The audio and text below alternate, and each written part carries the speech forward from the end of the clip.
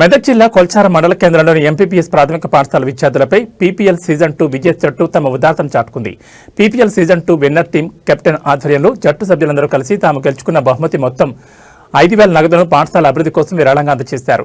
ఈ నగదును పాఠశాల ప్రధాన ఉపాధ్యాయులు ఏగొండ మరియు ఉపాధ్యాయులు బాలరాజ్కి విజేత జట్టు సభ్యులు అప్పగించారు. ఈ సందర్భంగా ఉపాధ్యాయులు మాట్లాడుతూ క్రీడల్లో విజయం సాధించడమే కాకుండా సామాజిక బాధ్యతతో పాఠశాల విద్యార్థులకు అండగా నిలిచిన యువతను అభినందించారు.